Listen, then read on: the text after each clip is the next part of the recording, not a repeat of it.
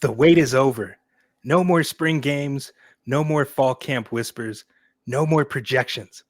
College football is back, and this time, the games count. And you already know what time it is. Welcome to the Devy Dojo. I'm the Sensei, here with my guy as always, Chris, aka the Shifu. Look, if you've been enjoying the show, make sure to subscribe on YouTube or follow us on your favorite podcast app. It helps us grow and helps keep you locked in for every single session. Today, look, we've got another banger on. We're kicking things off with a couple of sleepers maybe you'll want to keep on your radar before the season gets rolling. Then we're diving straight into week 0 with the full preview of Farmageddon, Kansas State versus Iowa State, and breaking down the most Devy-relevant players who will take the field. Real games, real stakes, real football. The road to the playoffs starts tonight. So without further ado, Shifu, I kick it to you. Hello and welcome back. Just like football. Football is back, baby. We are officially in week 0, and I love it. I love that there's a week 0. I love that I can say it's week 0. My wife's like, what the hell are you talking about? I'm like, don't worry. It's real football. It counts. This isn't any more of that preseason stuff. This is week 0, baby. We're in Ireland. We got our corn-fed boys from the heartlands across the pond. Listen, we celebrate week 0, right? Like, it's a happy time because we get football back. Like real football, not talking about it, not projecting, not talking about what could happen. Now we get to watch actual football being played, and we get to talk about that. And I'm just so happy, man. You see the smile on my face. Look how happy I am. Chris, we've been waiting for this. We've been waiting for this for a long time. Your Bo Nix baseball jersey on there. Love it. Listen, I don't know if you're talking trash, but I'm going to take the compliment. I'm going to take the compliment. Part of my beauty is that you never know if I'm trolling or not. We keep Chev on his toes that way. Right. Everything I say could be a troll or it could be a genuine compliment. So, yeah, we got a nice Farmageddon breakdown preview, diving deep into the offenses on the game coming up. And you had mentioned in the intro that there were some sleepers that we wanted to discuss first. Who did you got?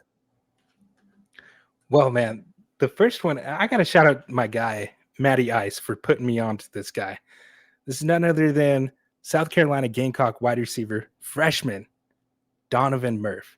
Now, look, the first thing that you notice about Donovan Murph is going to be the frame. He's listed at 6'2" at just 17 years old, and he carries himself like a receiver who's already been through an SEC offseason program. He's got long arms, a clean stride, and just a natural calm in his movements. He looks the part before he even takes a rep. And I think that's why South Carolina didn't wait. They pushed him from the 2026 cycle into the 2025 cycle. So he's one of those young kids who should be a senior in high school right now who reclassified to play early. Look, before Ryan Williams stepped into the scene last year, there were a lot of Devy analysts out there who would have said, stay away from those guys that are reclassified, playing early. They're not old enough. It's just not historically, there isn't enough data to suggest that they would hit. Well, Ryan Williams kind of destroyed that. So now I'm out here looking at this guy and I'm looking on the field. Donovan Murph shows the traits that get these offensive coordinators grinning. He's what I call, Chris, a rebounder in cleats. He's using that length, the timing, and the body control to make these jump balls feel like layups. And look, his high school stat lines back it up. I'm looking right here in my notes, and it says he had nearly 2,500 yards and 29 touchdowns in 2 seasons. That's production that's rooted in that raw athleticism. So he's polished for his age.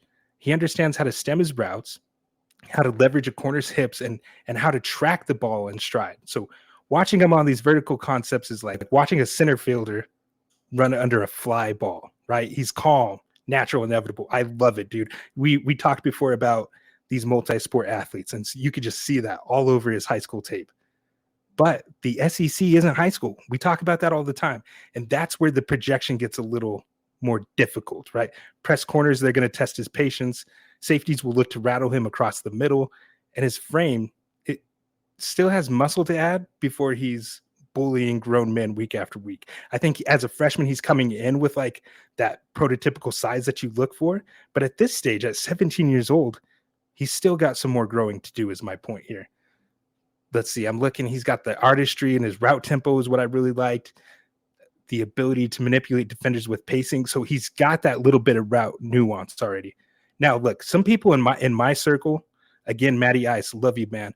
His comp for him was Calvin Ridley. Right. I don't know how I feel about that.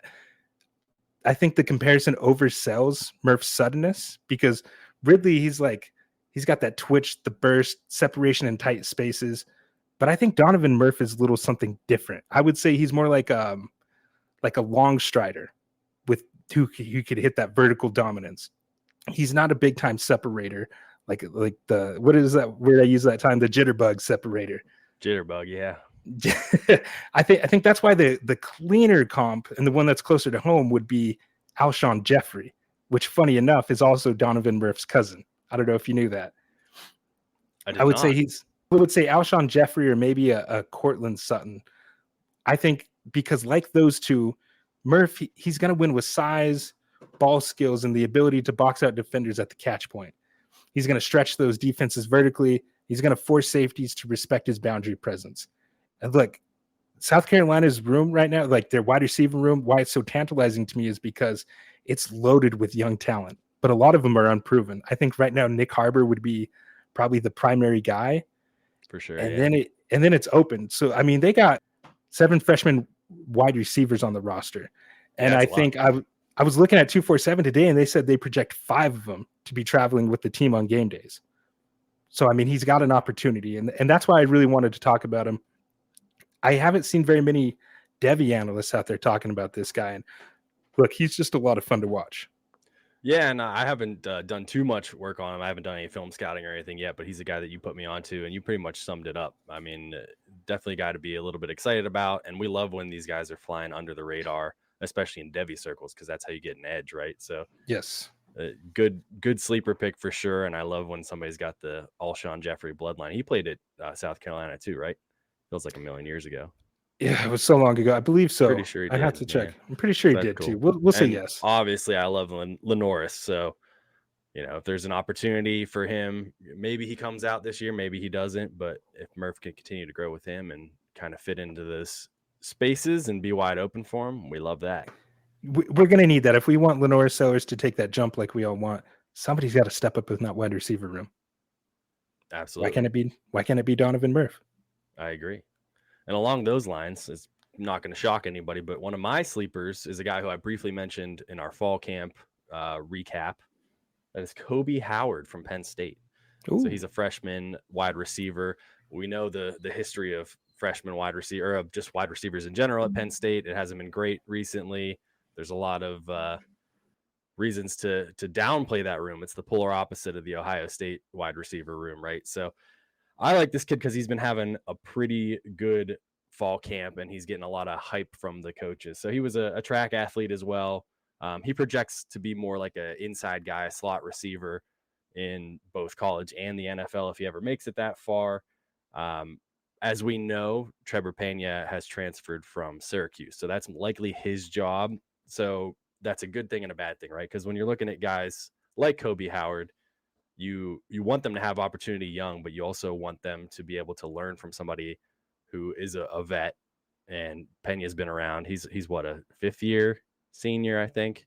He's been playing football for a long time. So if he can give him some of that coaching nuance, as a fellow wide receiver in the room, pass on some of his knowledge to him, this will be a good opportunity for him to kind of sit back and say, okay, this is how it's done. And then maybe next year he's got an opportunity to shine. I'm sure there's going to be a chance for him to see the field this year just because of the lack of depth at the wide receiver room, but I wouldn't be shocked if they only throw him out there early and then let him redshirt and then, move on into next season as the presumed starter in the slot.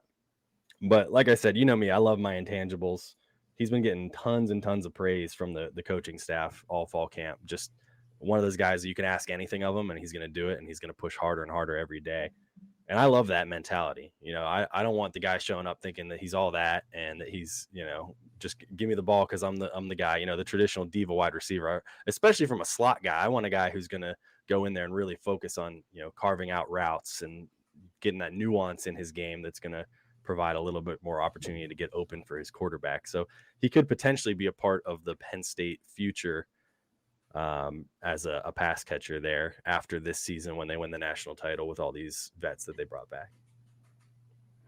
Yeah, man, I like that. I think it's underrated how important it is to have a veteran presence in the locker room. Talking about Pena there, like I think he's actually a 6th-year senior, but having somebody like that is invaluable to a team that already is very experienced, I would say, but not necessarily in the wide receiver room. So adding that element and that it's just going to be great. I'm excited for you guys, man. I really am.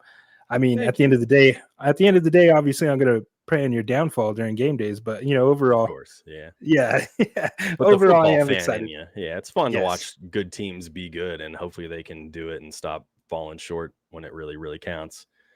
Yeah, I'm excited about Howard though, man. I think just all the buzz. I mean, just search his name on Twitter. Look up some articles written about him. He's made some of the best plays in camp. So when we're talking about deep sleepers, he's a good guy that you can acquire relatively cheap right now. I think he was only a 3-star prospect on a lot of the ranking system. Rivals had him as a 4, but he's right on that 3-4 cusp.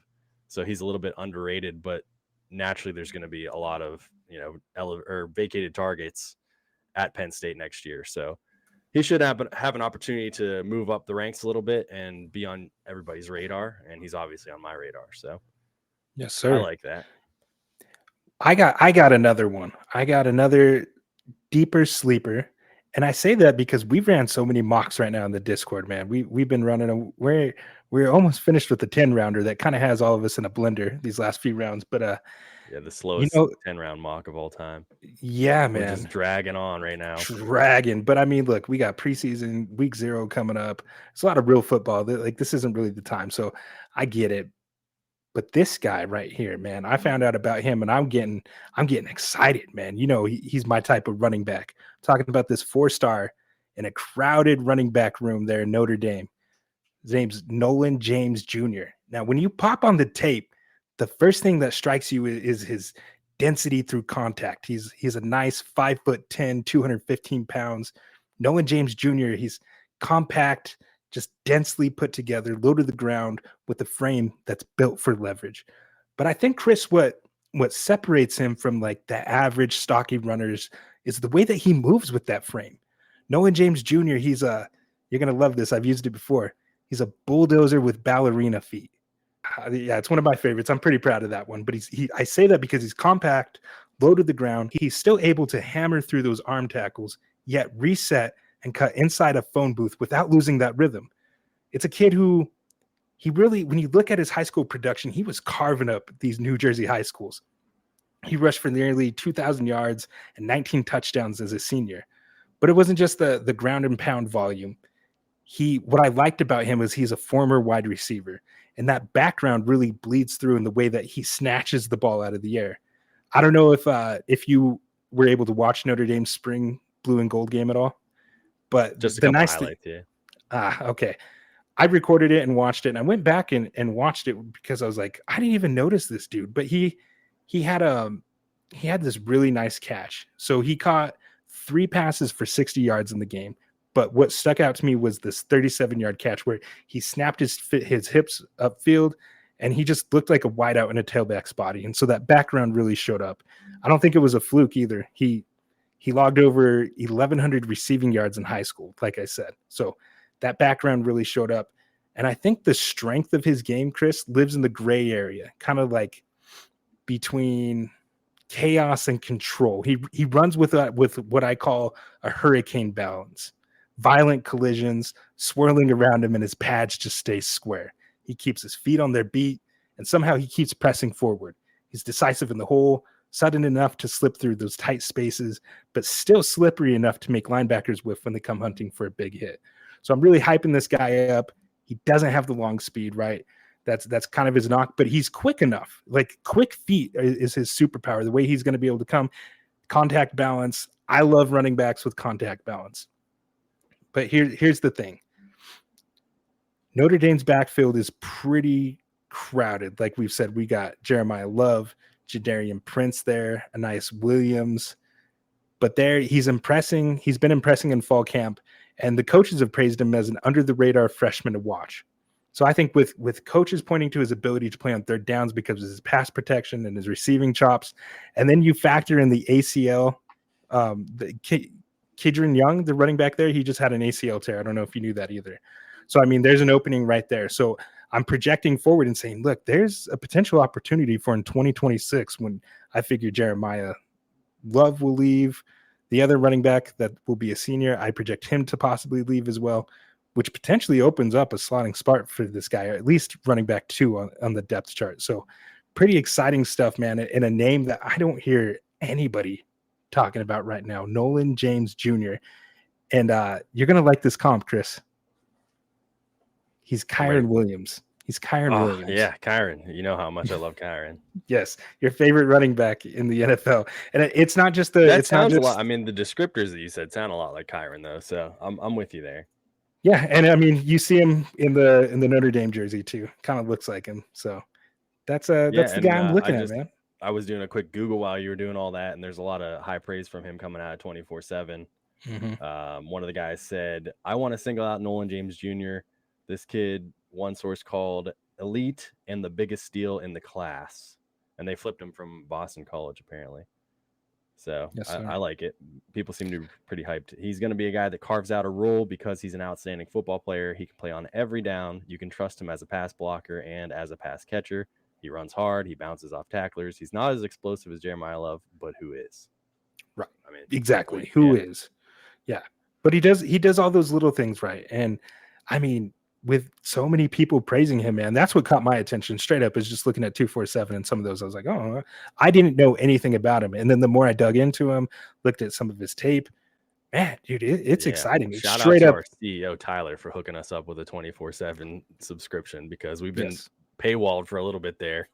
And now we got the world at our fingertips. I've just been deep diving a lot of articles on there too.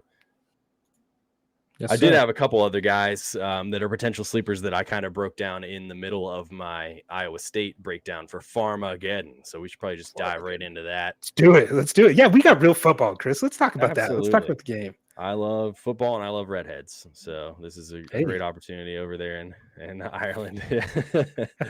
Listen, I'm half Irish, baby. So yeah. What are you trying to say? You get, I mean, I'm half Irish too, so we're all about it. I got a lot of redheads in my family. Half my aunts are redheaded, and my son's got a little strawberry blonde thing going on there.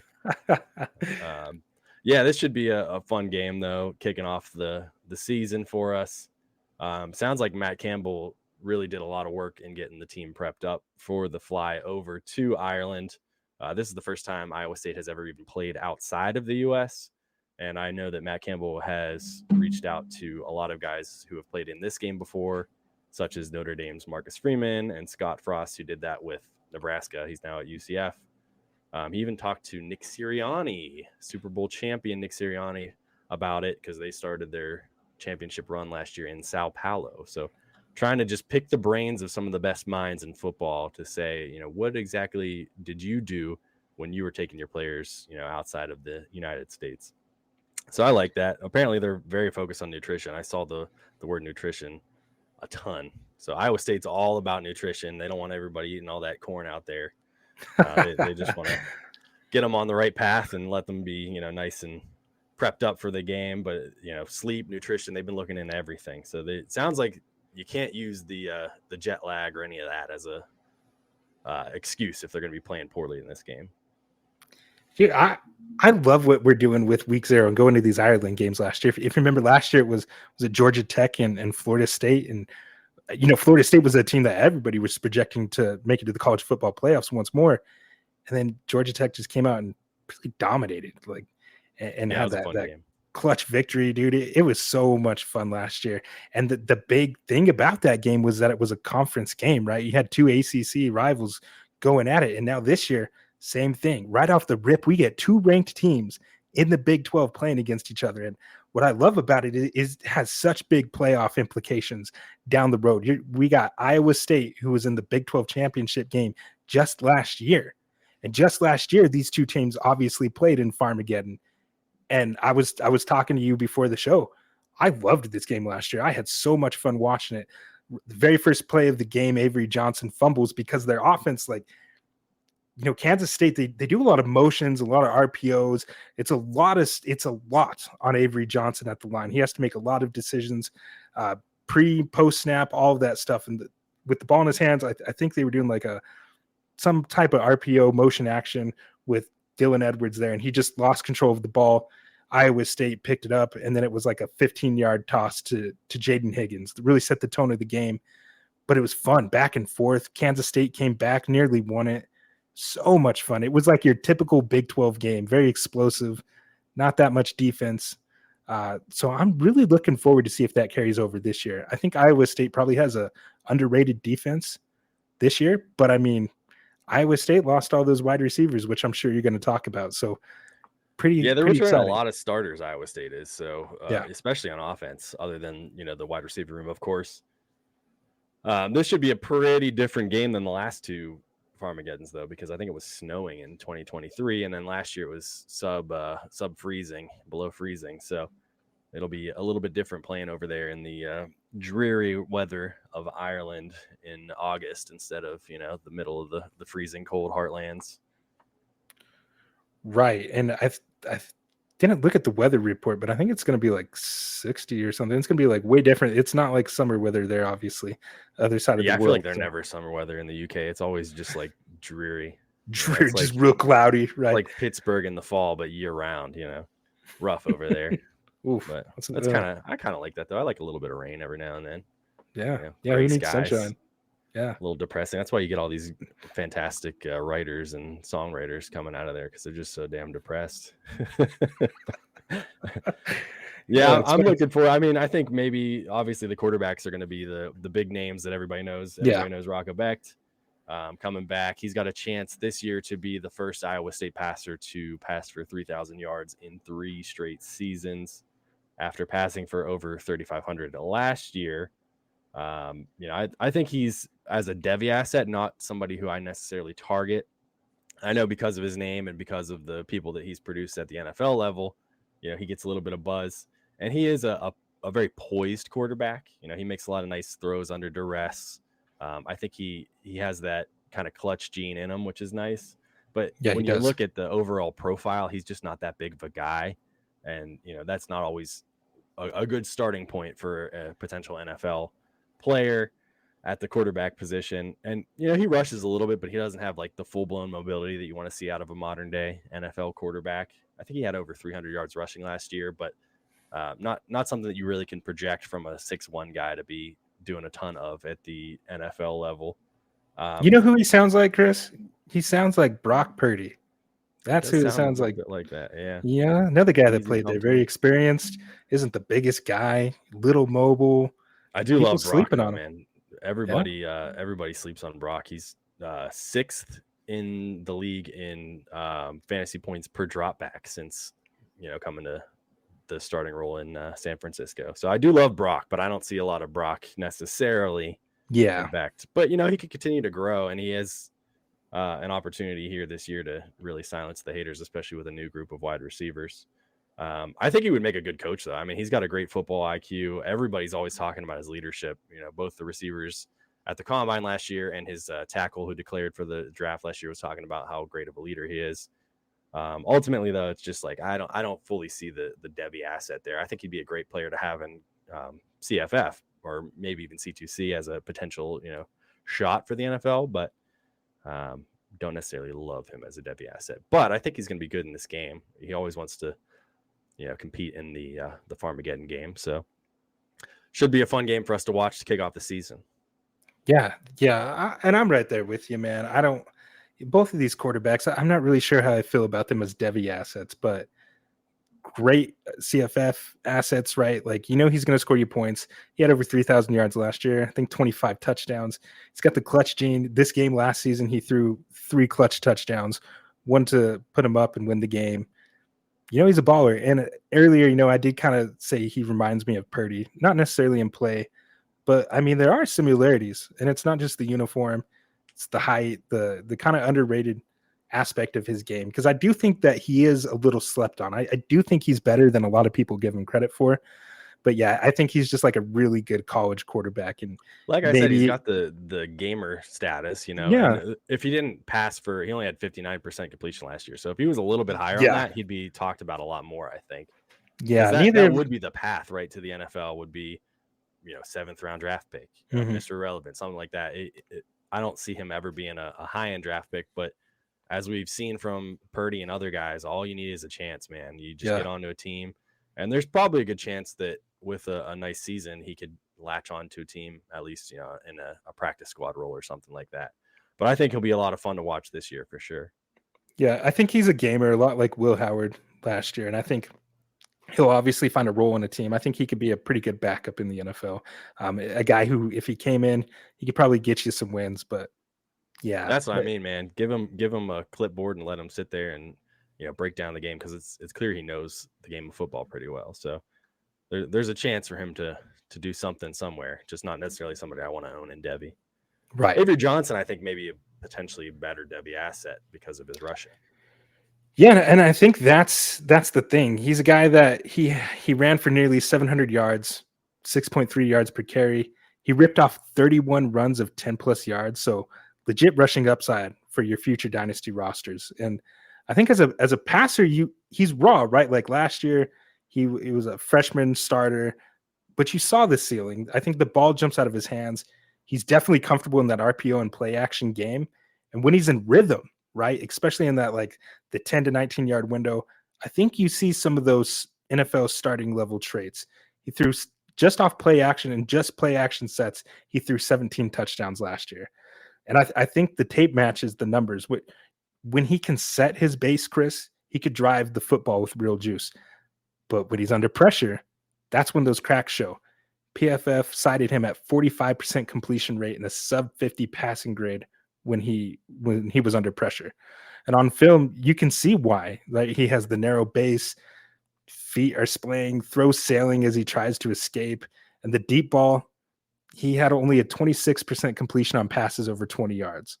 So while the arm is live, the accuracy isn't always married to it. And I always say, typically when you see balls sailing high, it's always a footwork issue. So it is correctable. And I think those are issues that can be corrected with reps. So I think my comp for him at this stage where he's at is early career college level Colin Kaepernick, right? Because the highlights are amazing. Yeah, we like the highlights for sure. Yeah. He has legit like a little bit of swagger too, man. Like, he'll be out there dancing. They call him Sunshine because of the hair. Like there's something there. The people love him. He's a Kansas product, 4-star. He was recruited pretty heavily to leave the state. And he like from the beginning was like, no, it is Kansas State. I'm a homegrown talent. I'm going there. Sounds like Lincoln Cure. It sounds a lot like Lincoln Cure. Buzz to leave, and he's like, nope, I'm staying. Love it. And I mean, shout out, it shows the coaching staff, right? What they're able to do to keep that talent in there, to build the wall, like we like the proverbial little fence around that area and really recruit it. So, I mean, shout out to the coaching staff. They're doing what they got to do to get that in-house talent in there. But what gives me some real optimism with Avery Johnson is just how natural he already looks in this scheme. The RPOs, like I mentioned, the quick game, those package concepts. He doesn't hesitate. He does make fast decisions, and he's always going to keep the offense on schedule. And like I said, like that body language to me is legit. He carries himself like the leader, like it's his team. And I think that matters in a huddle. Like if you're going to be huddling up with this guy and you're going to war, you want a leader. You want the guy that looks like he wants the ball in his hands when the game's on the line. So the projection for me, Chris, is pretty exciting. But right now, he's already a nightmare for those Big 12 defenses with his legs, play action arm. But I think if he steadies against pressure and starts hitting those deep shots with more regularity and with more accuracy, then I think we're talking about him as more than just a fun college quarterback. And we're starting to talk about him as a potential NFL starter. So for Devy, he's pretty intriguing. His stock's on the rise, I think. For CFF, he's an amazing asset in CFS. Absolutely, he's the definition of a game winner, right? That weekly rushing floor that he gives you. So yeah, we love that. And obviously, you talked about the RPOs, but it takes a good level of football IQ to be able to run those at the quarterback position. So you got to be able to read the defense pretty well and know what you're doing. It's going to be a little bit different in college than it is at the NFL level, but that's always a good sign that you have a good grasp of the game and what's going on around you, and you have to know everything about your offense and a lot about the defense too. So that's always a good sign. It's definitely encouraging. Yeah. And let's see this year. I mean, last year the inexperience showed in this game. I think I mentioned it at the top here. Very first play of the game, Avery Johnson fumbled. It was little RPO concept. He was reading the DN and he just lost control of the football. He was like he didn't know whether to hand it off to Dylan Edwards or keep it, and obviously, just lost the ball, and it gave Iowa State points like that. And in a game that was so close like that, that was the difference. And I think even going back in the history of this game, like Kansas State is just messed up on the first play of the game in like the last 6 games and really contributed to the loss. So game plan is simple this year. Don't F up on the first play. Yeah, absolutely. That's a good way to start a football game for sure. And these are 2 ranked teams, right? So definitely a fun way to start the year. This isn't, well, obviously last year's game it ended up different than we projected, but it isn't one team versus a cupcake like a lot of these early season games are. So this will be a fun one to watch, especially against 2 rivals.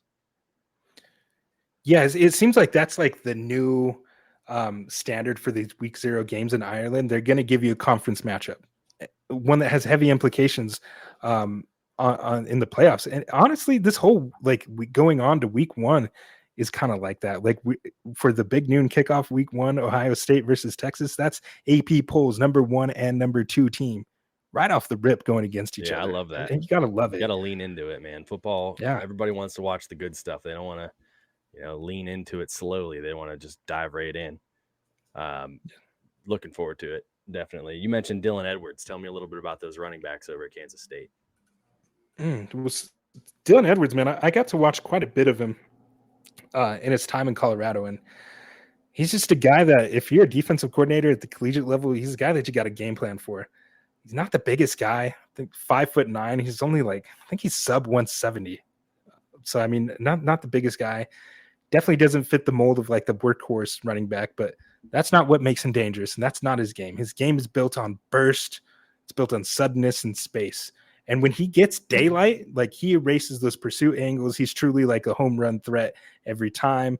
All those superlatives that you want to say. He's the lightning strike in Kansas State's toolbox. The guy who just changes the dynamic of a game. I think when I watch him, I think of another K-State running back in the same mold, and Darren Sproles, right? I think Dylan Edwards has that same ability to string together moves without ever slowing down, to slip through the creases where you don't even think a crease existed. In 2024, he averaged 7.5 yards per carry on 108 rushing attempts.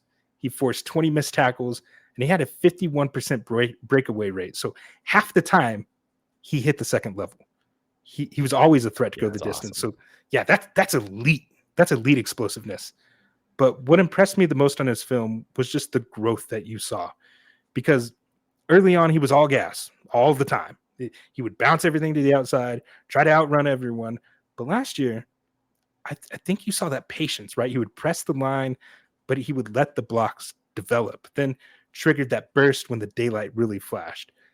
His best work came on runs off right tackle. According to PFF, he averaged 7.6 yards per carry, rushing off the right side. So that's that maturity showing up on tape, because they run a lot of those zone reads where he's pressing that line and he's going to cut up field. So love him. When you got a smaller body like that, you want to see that from your running back. Make sure that the blocks are there and you're not just running head on into a linebacker.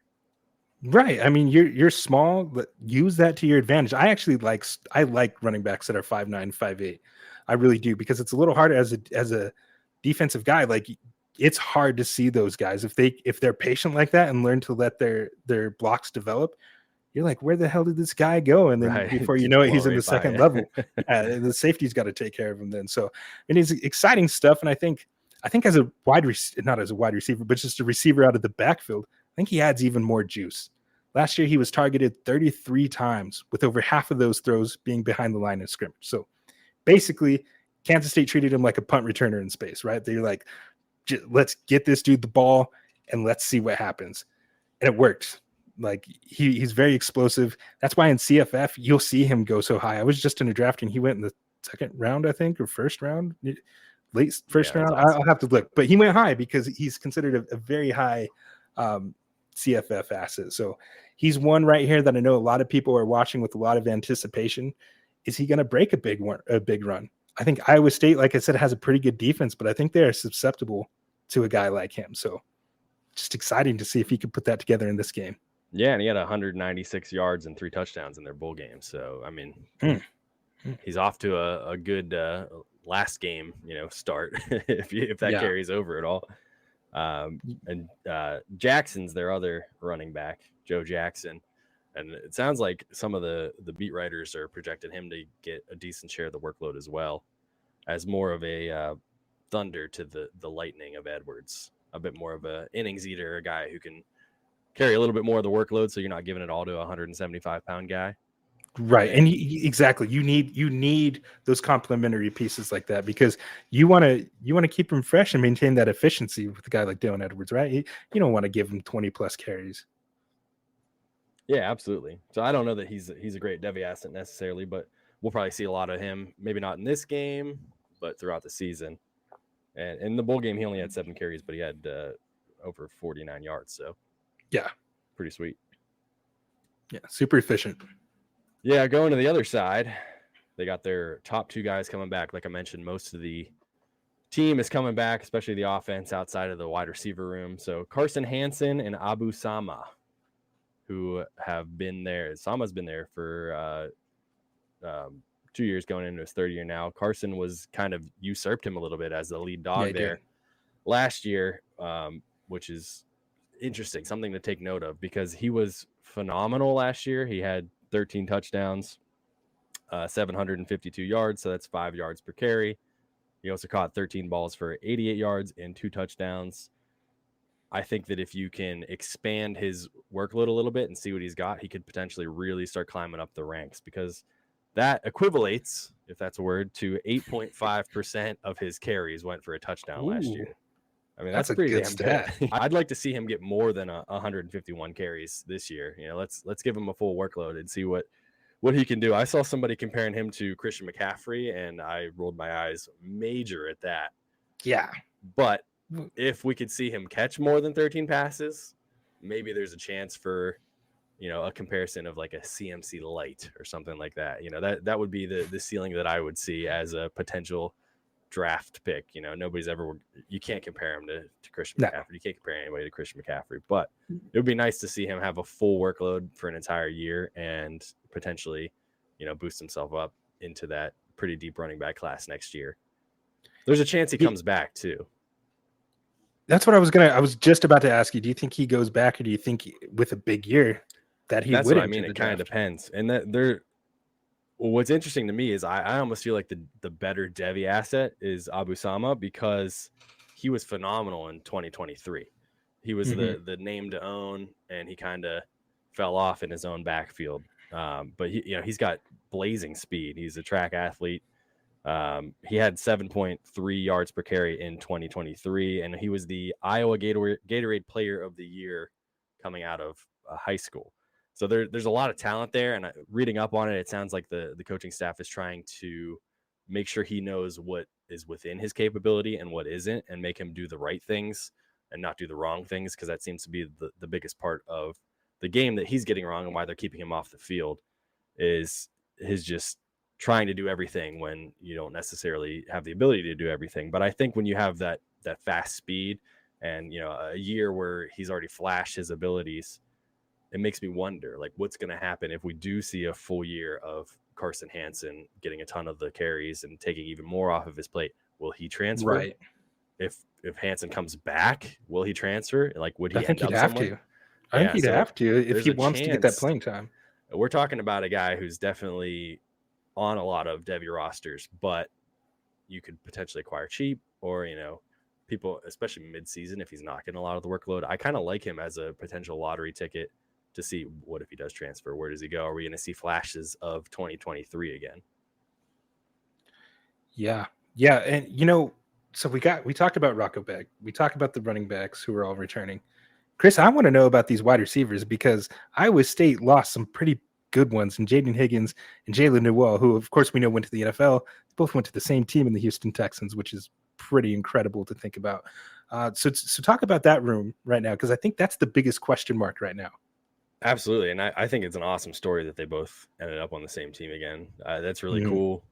And that's awesome for CJ Stroud, to get him some more weapons down there. Obviously, Nico's the big guy, but I'm curious to see how they utilize both of them down in Houston after they both came off 1,000-yard seasons last year at ISU. So they've utilized the transfer portal as you might expect. Their top two guys coming in for the season are Chase Sowell and Xavier Townsend. Sowell is probably going to be their number one man this year. He was the 24/7 number 10 wide receiver in the portal after playing at ECU. He was a baseball player in high school too, but he committed to Colorado, didn't do a lot there, transferred to ECU, and he's had some pretty good years. His 2-year yards per catch was 16, but he had 19 last year. So he's got a bit of a big play threat to him. That includes 7 receptions for over 40 yards.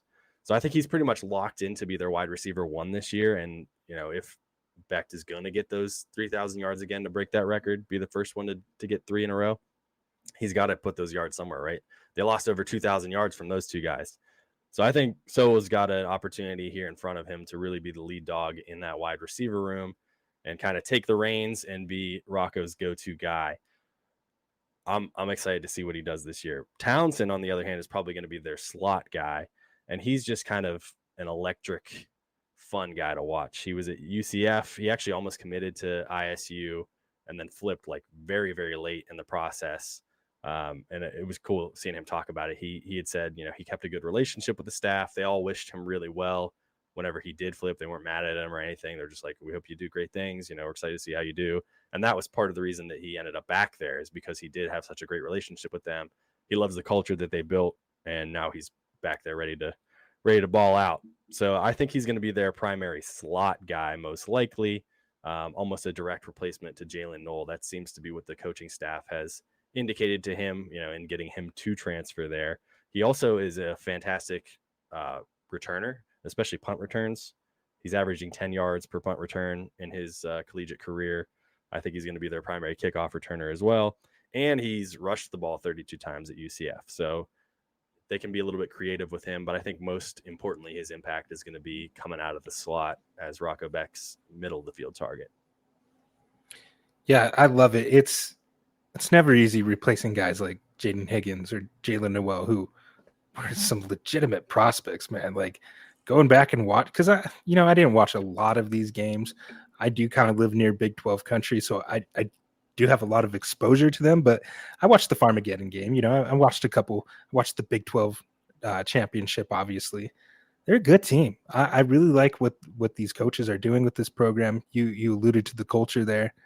Some fun guys, man, and the way they do use the transfer portal is how you should do it. Complement your weak pieces in order to continue to compete. And you talked about it, Chase Sowell kind of being like the Jaden Higgins role, Xavier Townsend kind of just perfectly slotting into that slot receiver role. Yeah, it seems like that's what they were going for in the transfer portal was, well, we lost these two guys. How are we going to replace them? Yeah, and you're not going to get. I don't think you're going to get that same level of production. I don't think these guys are on their level. But right. I mean, they're good enough. They're good enough to win you games, I think. And so, shout out to them. Fun to watch, and they've got a great opportunity in front of them to grow this year, especially if you're playing CFF. These guys are gonna get targets. So nice one to look out for. Fun little tidbit on Townsend. Aside from him flipping from ISU, he also grew up in Tampa with Rocco. They played together or played against each other, I should say, since they were 8. So they know each other from playing in middle school and high school, and that was one of the reasons that he wanted to come back there and play with him. So they kind of had a bond there. So good thing to watch out. That's a good nugget. Yeah. That's a good nugget there. I do just kind of get this going. We're running out of time here. So I am going to just talk about one more wide receiver.